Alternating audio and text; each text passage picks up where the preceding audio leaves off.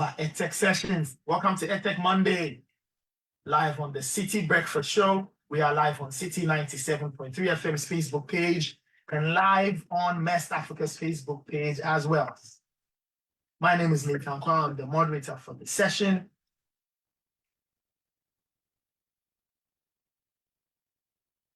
And like we've been doing, EdTech Monday is a platform for EdTech entrepreneurs, education stakeholders, and government reps to facilitate critical conversations on the use of technology for teaching and learning.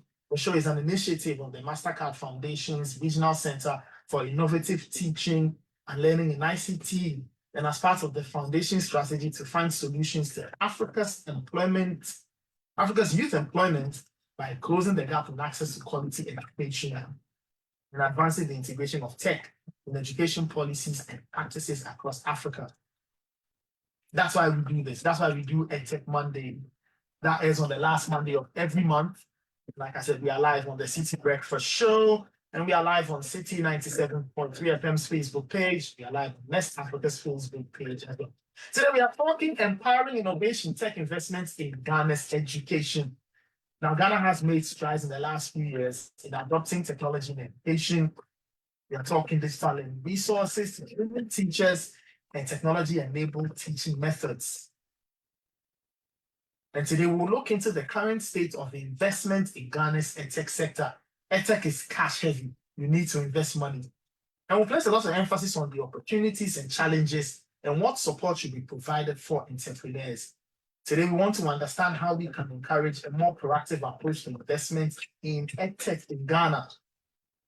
Now, to help me do that, I have a wonderful panel. I've got Emily Fiagbeji, who's Director of Training Programs, West Africa. Emily is the Director of West Africa's 12-month training program in software entrepreneurship, where she leads the participant experience, manages the teaching fellow team, and designs the dynamic training curriculum. And she brings extensive experience in working with entrepreneur students and communities worldwide. She has a master's degree in higher education and student affairs, bachelor's degrees in international development studies, and political science. Emily, good morning. Welcome to EdTech Monday. Thank you, Dave. Pleasure to be. Right. My second panel member is Divine. Divine is Senior Program Manager at Africa Education Watch. She's an education specialist with over 10 years of experience in educational practice and policy advocacy, and is committed to promoting quality education in Ghana and beyond through research, policy analysis, engagement with policymakers, authoring policy briefs, conference speaking, and contributing his expert opinion on education issues. He's a senior program officer at Africa Education Watch, which is an education research and policy advocate think tank. And for us in the news, we deal with them a lot. Divine, good morning. Welcome to EdTech Monday. Morning, thanks for having me. Right. Avril Kuji is my other panelist. She's country lead consultant, Jacobs Foundation.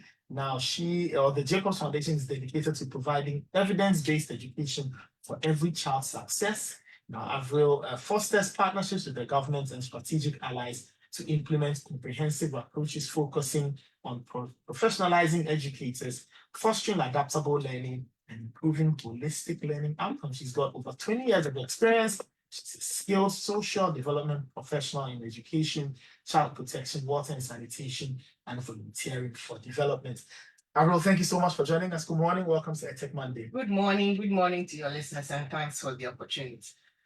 And finally, Benjamin Norty, founder and CEO of Mingo Blocks. Now, Mingo Blocks is a leading AI tech company merging robotics, artificial intelligence, and education with over 17 years of experience. Norty's journey from engineer to entrepreneurial leader reflects his dedication to pushing technological boundaries. His mission at Mingo Blocks is to democratize access to cutting-edge robotics and inspire creative potential. Now, but he's recognized by media outlets like CNN, and he envisions a future where robotics and AI will empower communities globally and it will drive change. Benjamin, good morning and many thanks for joining us. Good morning, and it's a pleasure to be here today. Thank you so much for joining us. And let's start from the top. Post-COVID, what is Ghana's state of investment? We all know that during COVID, we all had to adapt. So tech was introduced, right? So post-COVID, what is the state of the investment in the various levels of education, basic, secondary, tertiary, vocational,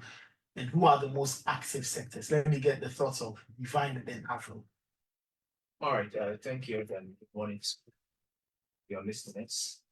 Yeah, Ghana is one of the countries that are making significant investments in education. Mm. Although efforts are being done to meet the international threshold of what is 15 to 20% of national budget and then 4 to 6% of GDP. For COVID, Ghana's investments rising. When we talk of the national budget allocation to education, we've noticed that from 2017 on up to 2019, budgetary allocation to education and quality. But post-COVID, it has been on decline. That's a few of the statistics. Before COVID, 2017, we were doing about 18% of national budget to education. In 2018, it increased to 20%. 2019 increased to 2021, and then it was COVID, it started to decline. 2020, 18%, 2021, 60%, 2022, 15%, and 18% last year.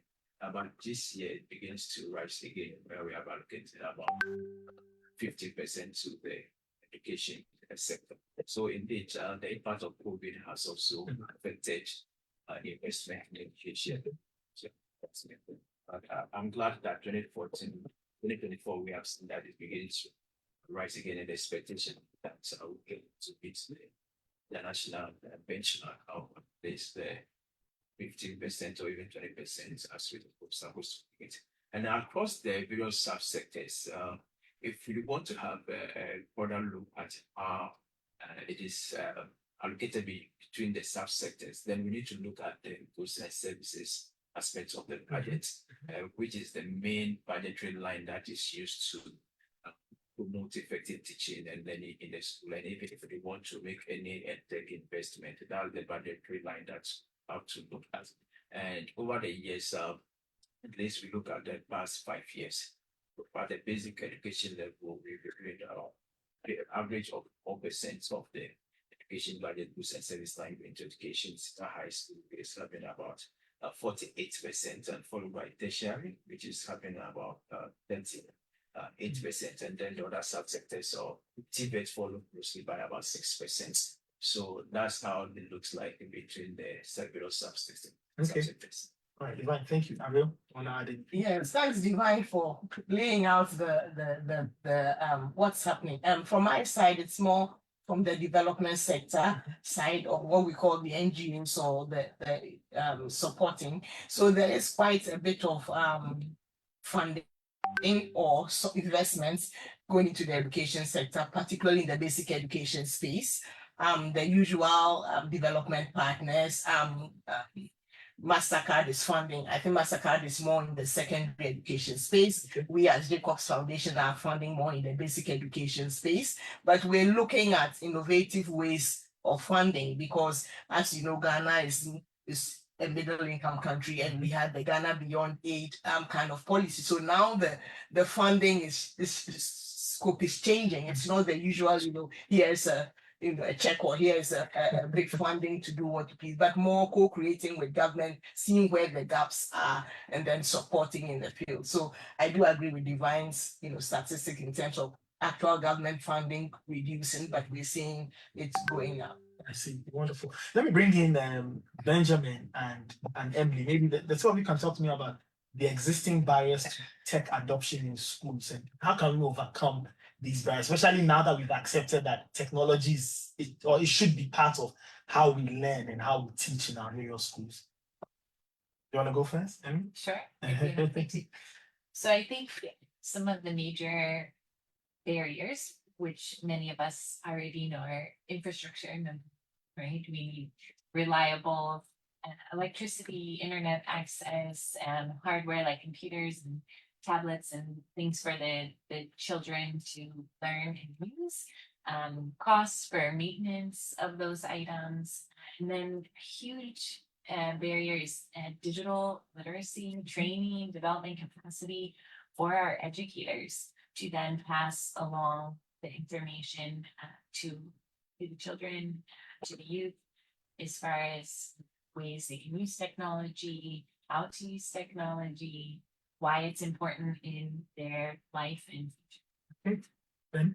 Absolutely. So just to typically one of the areas that so see challenges is also the area of devices, because typically when you go to these schools, most of the schools, especially public schools, you find out that they lack a basic computer lab, and we can't advance in that field when we don't really have these devices. And lately we are seeing that government is making some effort, which we applaud. We want to see more of these things happening in our schools. In fact, every school must be equipped with devices, tablets, computers, laptops. It's a fundamental thing or part of the infrastructure that we need in order to really bring some level of digitalization and improvements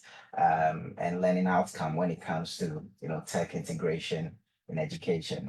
I see, wonderful, great. You've lined out the barriers. You've seen the challenges there. Let's talk about the learnings. What are some of the things we've picked up from the tech investments, such as the digital literacy program, STEM education, teacher training? What are some of the big things we can take away from that? And maybe I can take everybody's thoughts on what they have seen, maybe a learning each from everybody. Maybe we can start with Ben and then yeah, I want to touch on STEM education. I Okay. think STEM education has become a very big thing now, and kudos to our Minister of Education. He has been a champion of STEM education, and what we are seeing is that Ghanaians are little kids. I've been working in that space, so I can speak to that. Typically we introduce labs in schools, and we also have curriculum still centered around STEM, and we have been able to successfully implement this thing to learners from as early as 3 years.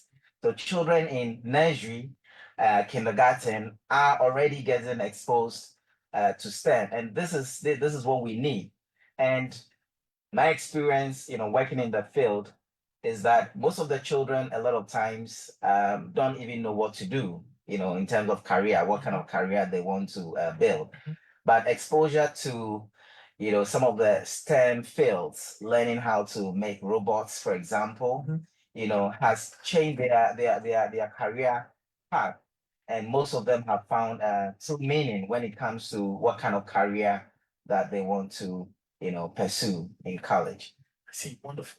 Well, Yeah, thanks. I totally agree with Ben. I think I will take it from the angle of socialization. I mean, in our homes, when a kid is on a phone or a tablet, it seems that you're playing too much on the tablet, or put that phone down and go and study. I was at a conference, I think sometime last year. A study was done by some lecturers at KNUSC that found that even the mindset of senior high schools, they did some sampling of senior high schools. They saw the tablet as a play tool okay. and not as a learning tool. So I think that getting tools, tablets, and devices out there is not the solution. I think that we need to start, as my brother here is saying, start them young from 3 years, 4 years, to socialize them that this is a learning tool as well. Yes, you can do social media, you can play, but you can use it to learn. And I think that's the first step, because if we give every child a tablet or every senior high school student a tablet, they may not automatically go to it for studying. We have to be intentional about making it a learning tool. And I think that's where some of the work should start from. That's my takeaway in terms of this whole. So I'll talk about reorientation. Yes, reorientation and socialization. Wonderful. Thank you. Yes, Your so thought, thank- the same question. I'm aligned with the other guests here. I think exposure is huge from a young age, as mentioned, and not only exposing, but then realizing once the child takes interest, how to then help them channel that interest Yeah. further. What can you now do? So you like computers, you find an interest in the keyboard. Okay, this is what you can do with the keyboard, and ensuring that in our schools we are not only exposing, but then helping to cultivate that interest for directing them to the next step of use of technology all the way through education system. Yeah, I usually follow them. Tend to integrate tech into education space, especially at the pre-tertiary level. And for me, the lesson here about them are one, promoting EdTech goes beyond making the devices available. Try our attempt to make devices available, like one student so one laptop you could just you have the iBox, then hide the books. But the fact is, while these facilities are available, that's not the end. Once we have attempt to see how they are used to promote effective teaching Okay. and learning, and for me, the lesson mainly is that we have not yet there to ensure that we have effectively integrated these devices, although they may be made available in our schools. We have not effectively utilized them for promoting teaching and learning that warehouse and learning outcome for all learners. And the second thing is that moving forward, we'll need a broader plan to ensure that if we want to implement and take in our school, it shouldn't be that it is ad hoc or I dream of something and then I come and want to implement it. It should be that there's a strategy that we want to implement, and that strategy should include how we even close the digital divide between the urban students and then the rural students, Okay. and then how we ensure that connectivity is improved across the country in our schools. So a little bit beyond that, enhancing teachers' capacity, for me, I think was one of the lessons I've learned that there's a slow pace in ensuring that teachers' capacity is enhanced for them to help the students. Even if you go to the colleges of education, less is being done to ensure that teachers, when they are coming into the classroom, they have the skill set to ensure that when technology is available, they can ensure that, and not except for students that are doing elective courses, ICT as elective courses, we don't place in demand ICT elective students doing programs in ICT that will prepare them. And even for me, I look at the curriculum and the curriculum. EdTech actually is not just about having knowledge about Microsoft or Excel, but that's what is happening at the colleges. It's a lot. So for me, I even feel that it's not about the college that will have to ensure that teachers' capacity. And then if it does that on the field, then there's a conscious effort to through professional development and capacity. I see. Wonderful. Still listening to EdTech Monday on the Citi Breakfast Show. We are live on Citi 97.3 FM's Facebook page. We are live on Mest Africa's Facebook page as well. This morning, we are chit-chatting on the topic empowering innovation, tech investments in Ghana's education. On my panel, I have Emily Fiabeji, who's with West Africa. I have Divine Bear, who's with the Africa Education Watch. I've got Avro Kuji, who's with the Jacobs Foundation, and Benjamin Naughty, who is with Mingo Blocks. All right, let's move it on. Let me bring Benjamin. Let me stay with Divine, and let me bring Benjamin. Let's talk about technology investments and how they can be effectively integrated into the education system to ensure that we are getting the right outcomes. We want to meet targets. We want to ensure that we get the right things at the end of the process and to give students proper educational experiences. Maybe Divine, I can start with you and then I'll go. Okay, so I've already laid the foundation to ensure that we get the best out of investment. It's all about knowing that we need not to just take it. Okay. But they are good to use. So the utilization is very important because I look at this, the iBox and the iCampus as fantastic investment, but you do not see the input use. They are there, but I don't know how many teachers are using the devices to ensure that they are input effective use. And in Kane, it is mostly also about ensuring that we are able to bring all the actors on board when we want to make a tech investment. And have to identify the actors, both the private and then the public space. And look at all the personally as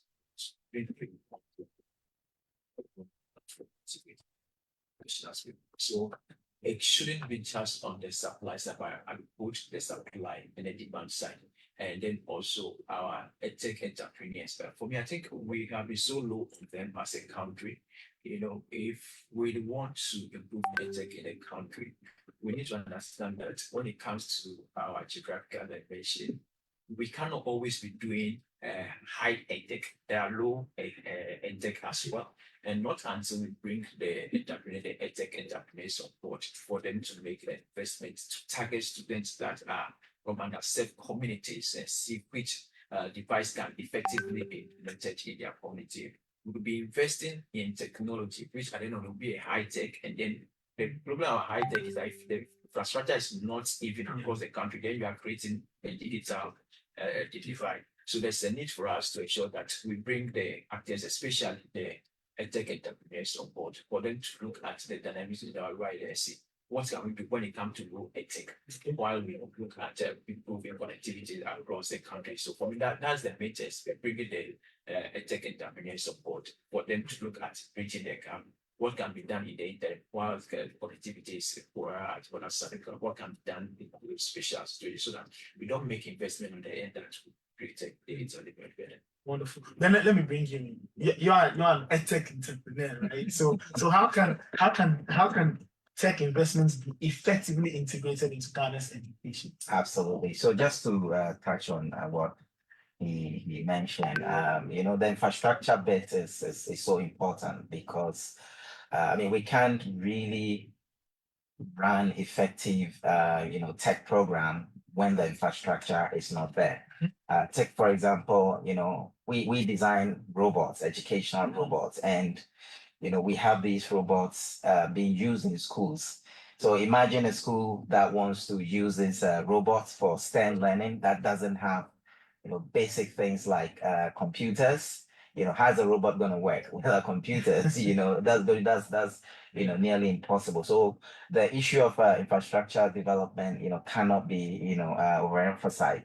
And then I also want to touch on the issue of how we can also align various stakeholders such as businesses, NGOs, and government, because these days recently I followed news about the Otumfor Educational Foundation launching an AI lab. That's a classical example. These are the things that we want to see where these NGOs and other stakeholders actually come together to promote the integration of or make the necessary investment to bring about development when it comes to EdTech in schools.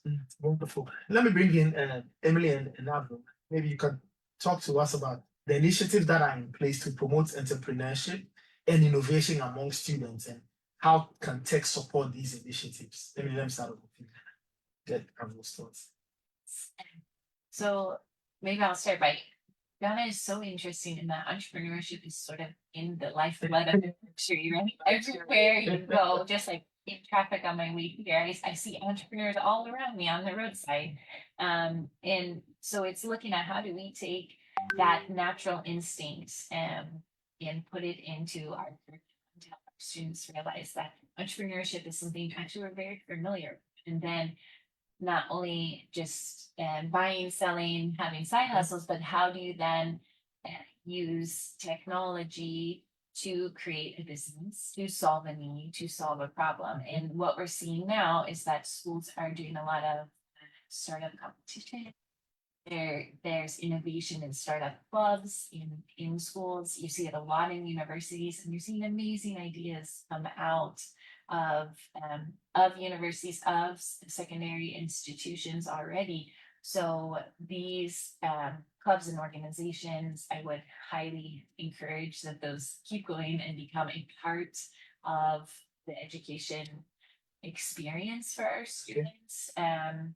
There's also, the government has the entrepreneurship program and the EIP as well. There's lots of organizations that are partnering with schools, as was mentioned earlier, how NGOs are co-creating. They're investing in training young adults in entrepreneurship, and then also the use of technology.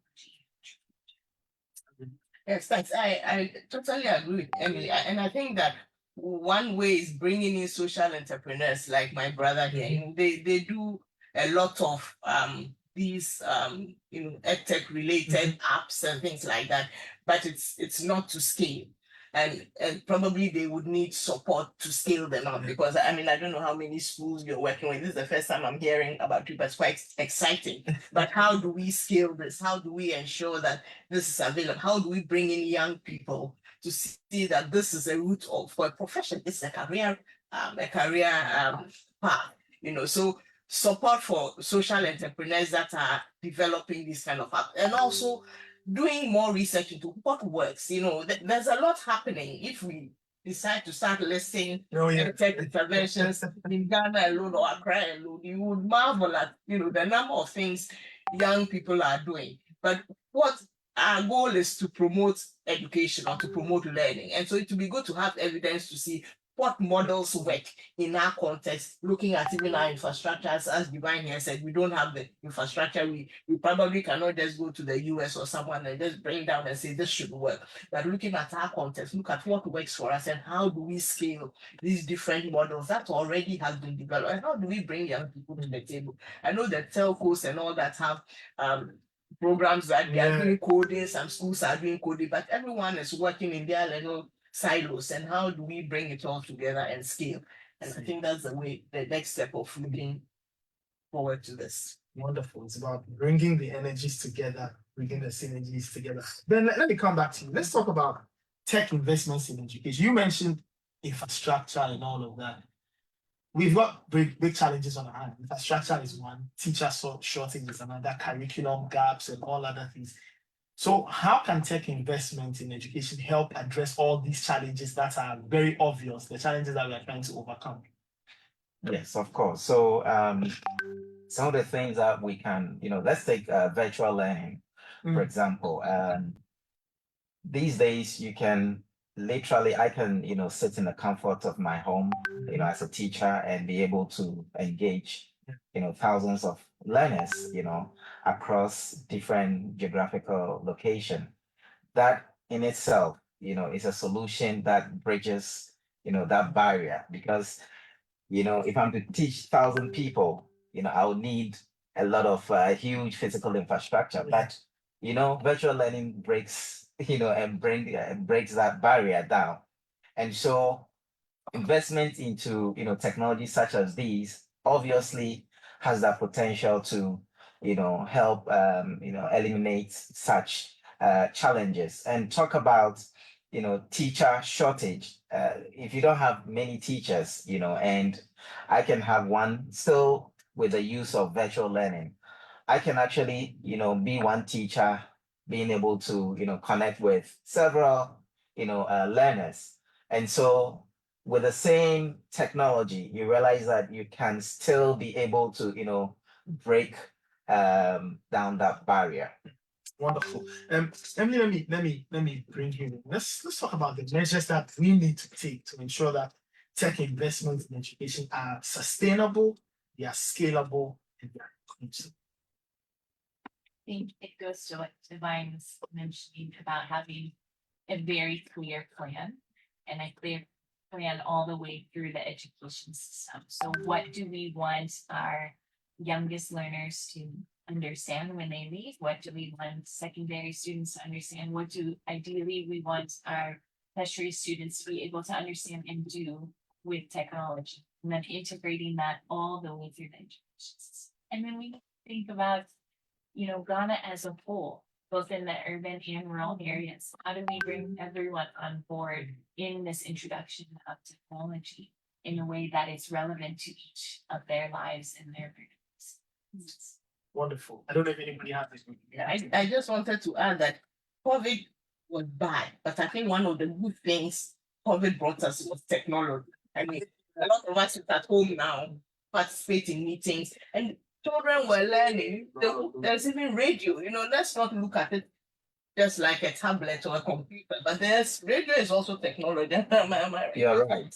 I think that once television, we had these television schools and also I think let's jump onto this, negative COVID, that the positive side of COVID, and see how do we integrate technology and as Emily said, right from childhood, as young as when they can say a word, let's start inculcating that, because if we want to do a large scale, it's a lot of funding, and let's be realistic, we are not at that point, we don't have the funds to do that. But if we start small, at least the generation now coming would build that habit of using technology to learn, and then we scale up what works. So Wonderful. thank you. Wonderful. You're still listening to EdTech Monday, the March edition. We are live on Citi 97.3. We are on the Citi Breakfast Show live on Citi FM's Facebook page and West Africa's Facebook page. My name is Nathan Kwan, the moderator for the session. And today we are talking empowering innovation, tech investments in Ghana.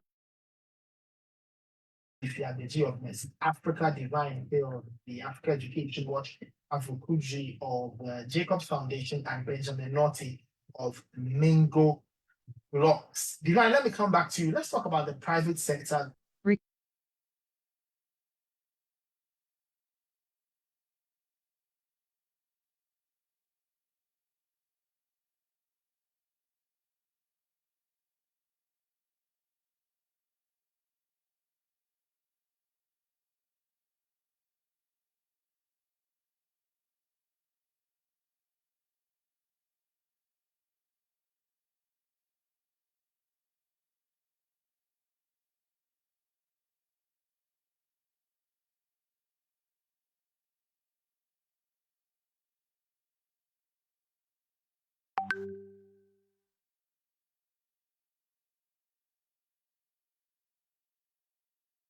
Recording in progress.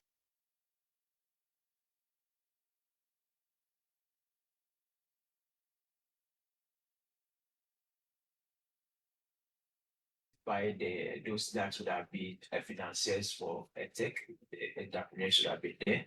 The civil society that would have been doing the advocacy, the parent body would have been there to ensure that when the devices are out of the EdTech rollout, there is an acceptance on their part. There are other regulatory things that would need to be done to ensure that privacy of students are also protected. So we need a lot of people on board. So that's why for me, from the onset, I was saying that it cannot, this EdTech integration, as we have seen, it cannot be left on the table of the ministry alone. Okay. It has to be a product conversation that everybody is on board from the onset.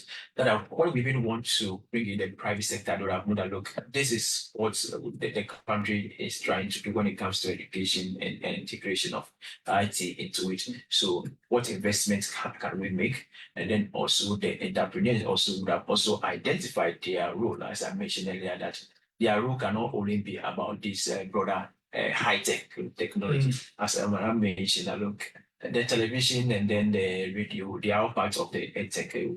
Classify them as low EdTech. And you would have seen that those who have a higher penetration to areas that the internet connectivity may have been poor. What can we do to make more investments into it? And then also the regulatory aspects would have known that when teachers are online with the students, this is what they actually needed to do to protect the student. For me, so it's all about a plan. I keep talking about the plan because I don't want it to have it to be a piecemeal approach, because we've done a piecemeal approach and we see where it has ended. We tried one student, one laptop at the end. Basic education level where we supply RAG laptop to them. We don't know where that one also ended. We've done one teacher, one laptop, which is not going on. So it shouldn't be piecemeal, but we have a brand plan. That's while we are biting it at the end of supplying the devices, we are also ensuring that investment is sustainable. Currently, if you look at government EdTech initiative into the education Let's talk about that. Just to plug in that the government is launching a smart schools project.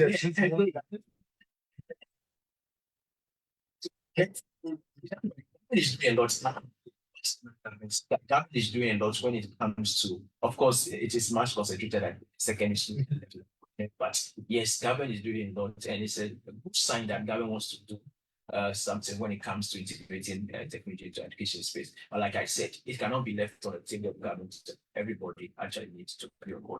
And when we look at the program sustainability, because financing is key, EdTech is one thing to make the devices available. It is another thing to ensure that funding, recurring funding is made available to ensure that supply continued. And if you look at government source of funding for most of these technology innovation or integration, it's mostly from the Gates Fund. You look at the teacher's laptop, it's from Gates Fund. If you look at the one laptop, one tablet for student, the financing source is from Gates Fund. And there will always be a push from civil society that Gates Fund is not meant for that. As much as EdTech is good, Gates Fund, its main objective is for infrastructure. So CS will also continue to push that. We will not use our money for infrastructure because we still have issues to deal with when it comes to infrastructure. So we not use. So it means that we need an area that the financing can be more sustainable or reliable, and that's what the private sector will also have come in. That's why we need everybody else. Just to corroborate or kind of support what you're saying, Nana Jemfi Ejabo, he's with the Decembers, the director of the National Distance Learning and Open Schooling Office, and he talks about the fact that the smart school will be done in a phased implementation way. Then it's a 15 school. Yes, the focus is on SHS 1, SHS 2, and 3. So they selected 15 schools. And additional schools will come, and he says they've come close to 503 SHS. So it goes on to support what you're saying about the focus being a lot on the SHS, and maybe we need to start thinking a bit more about going down to the basic level, and then maybe doing a bit more higher up at the tertiary level. So we'll see. Let's move on and talk about the role of investments, and Emily, you can share your thoughts, and Benjamin as well. What role can investments in emerging tech like artificial intelligence, robotics, automation, what do these things, or what do these investments or emerging techs, what role do they play in shaping the future of work? And how can we incorporate all these things into the current educational curriculum? So I'll start off.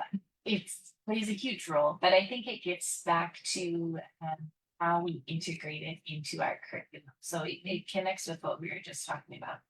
Having the hardware is good, but then not only giving a child a tablet or a student a tablet, but what can you do with it? And exposing our students to the possibilities with technology.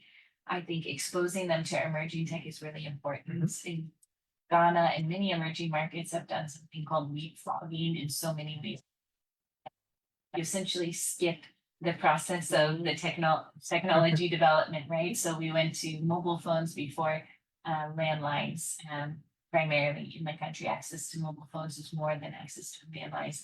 Went to mobile money before people had access to bank accounts, actually. I think emerging tech will be the same thing. I think we're going to see that artificial intelligence, these new technologies are something that we're adopting very soon, very quickly. And so how do we introduce those to our learners early so that they know responsible use of it, they know the power of it, they know the possibilities and the opportunities. I see. I'm very happy you mentioned the responsible use, because for a lot of parents, that is a key point, the responsible use of tech, or you introduce young kids to this.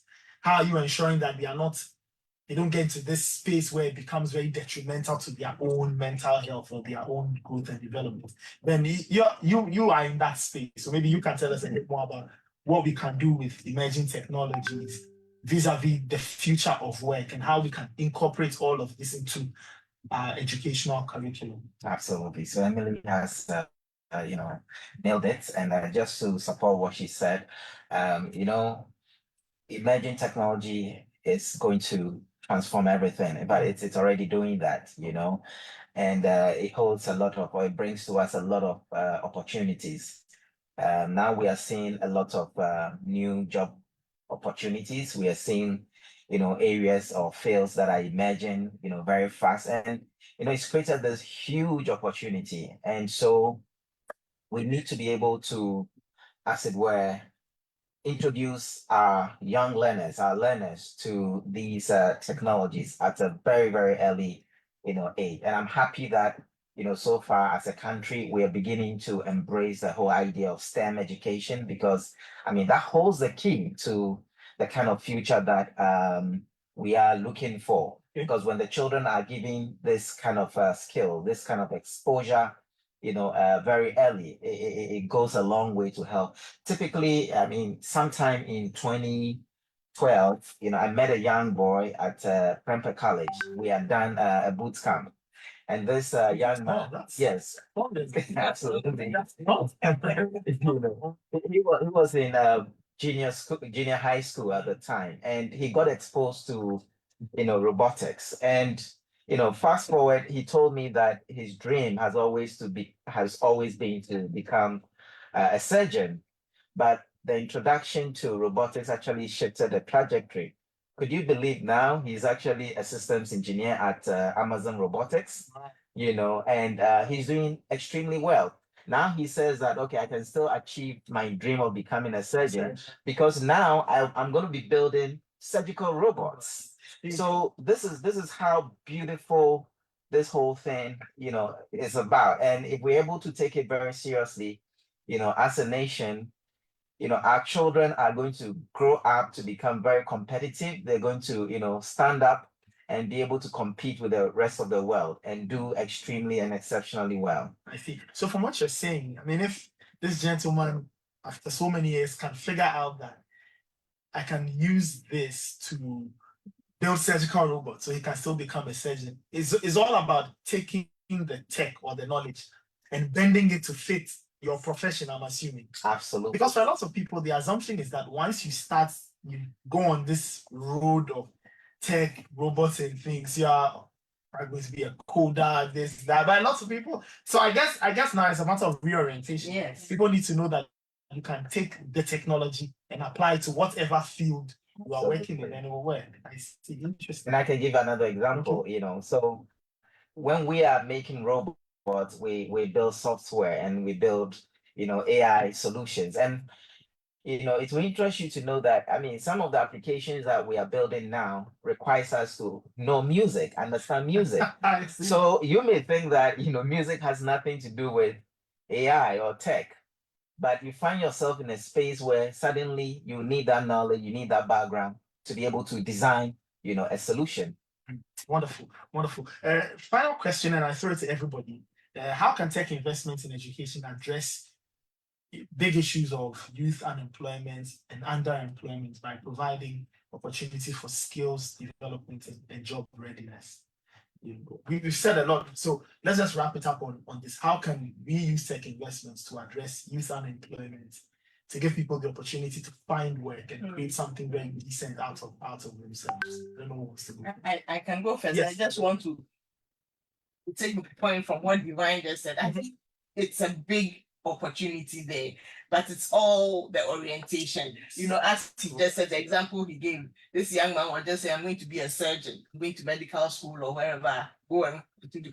But just be exposed to technology and appreciating the things that I can still even do the surgery, but I can use this technology to do that. And I think that's the kind of exposure and the orientation we need to give our kids and us as parents, because we tend to be the ones that push our children in a certain direction. Be a doctor, I'm going to be a lawyer. I want you to, and when the child is interested in IT or always on the phone, we're like, it's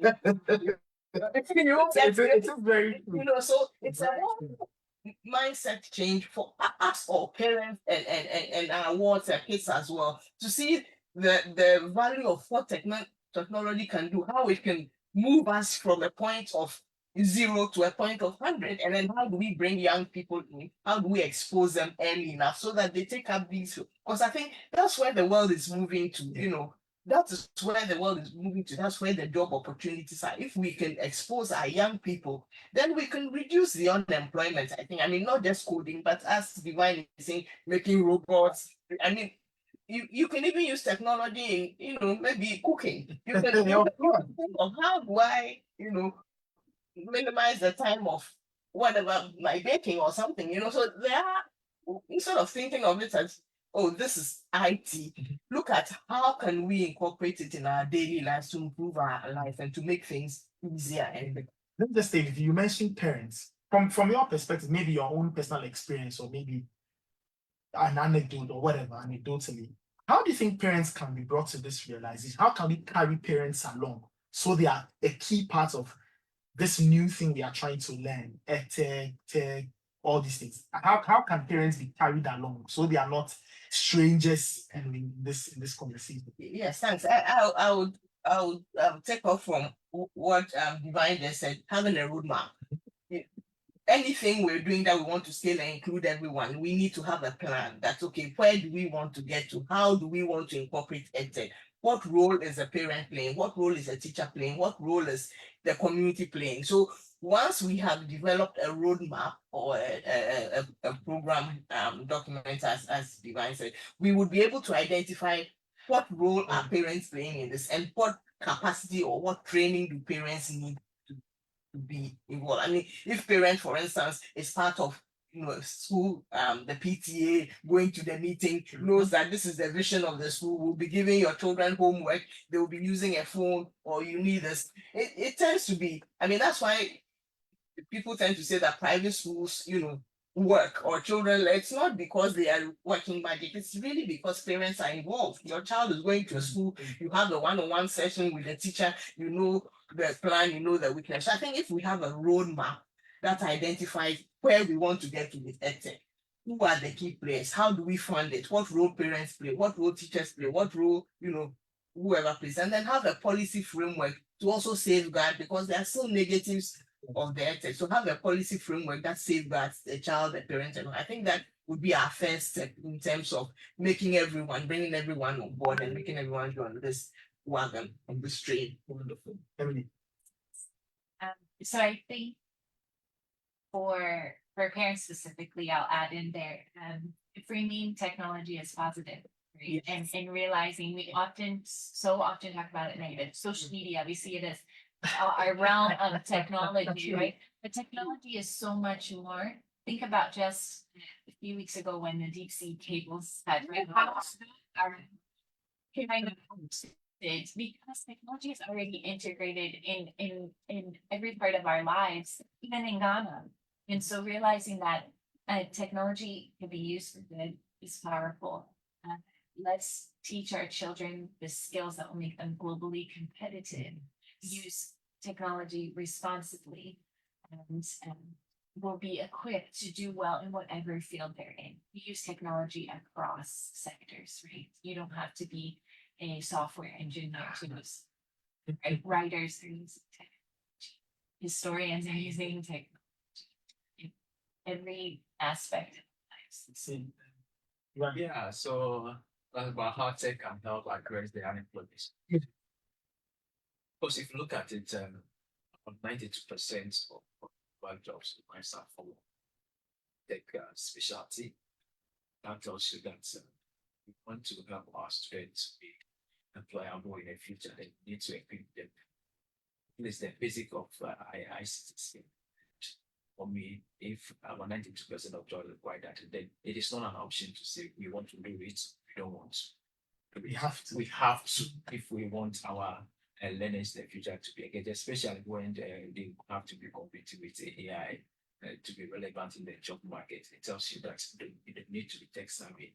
That's very important. That's why we need to start the development even right from the basic level, even as we build up to secondary and then the tertiary level, because at the end of the day, that's what they need. And then also for the benefit that we can dwell on them to improve learning content for learners. That's that even not necessarily a teacher is with you before you are learning. That's somewhere you are still being engaged. That's why the concept of the iBox and iCampus in our senior high school is a very brilliant one. Where we need to see how we can equip the students to ensure that even they can have the connectivity to these devices while they are on campus.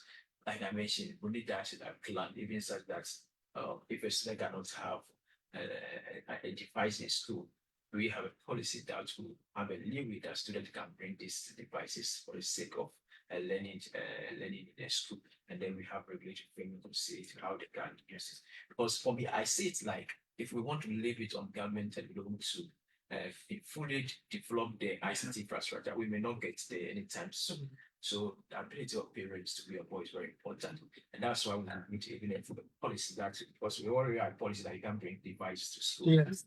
Need to be shifting the goalpost at this point in time. Yes, the negative sides are there, but I'm sure if we have ways to regulate it, we can benefit from this device.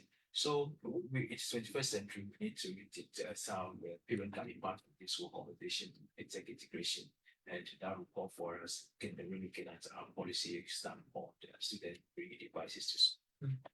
Wonderful.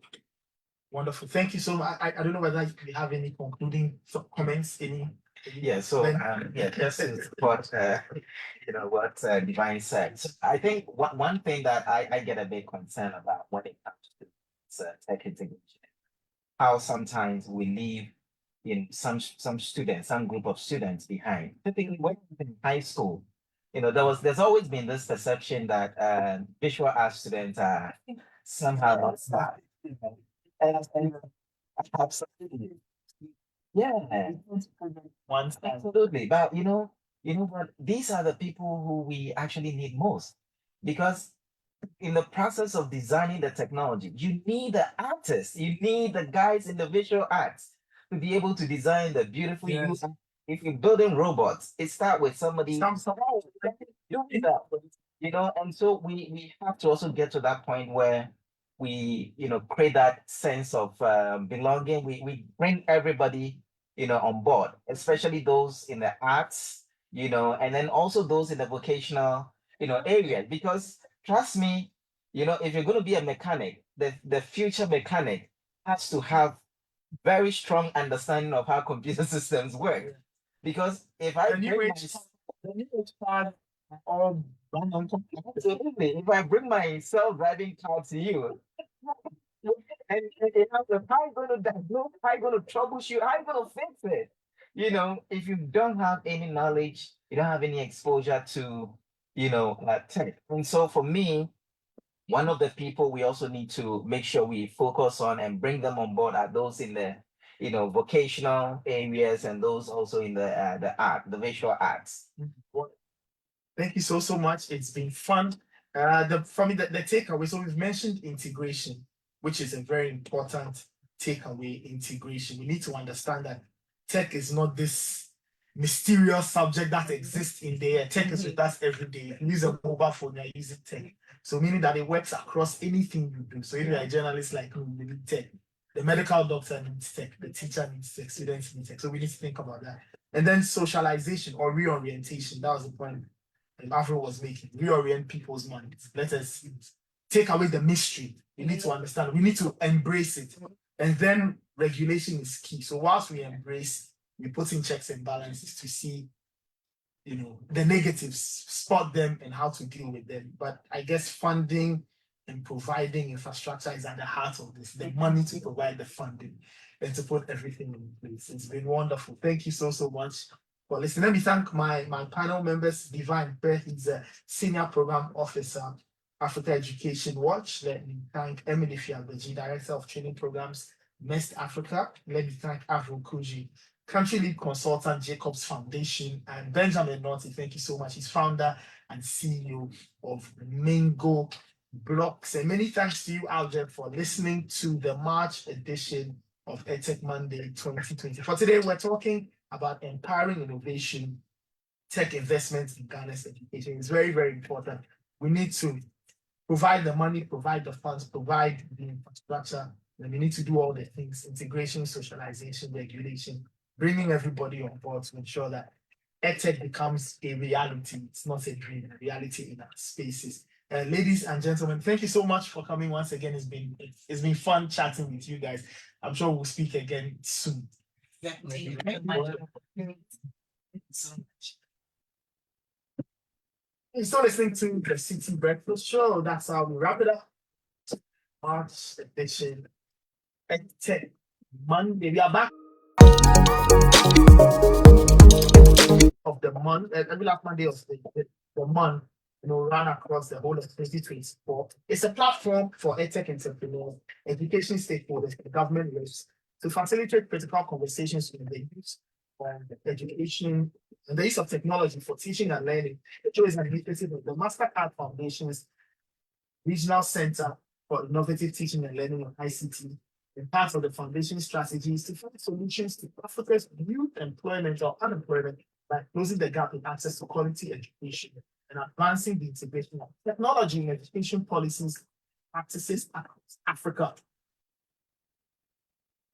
South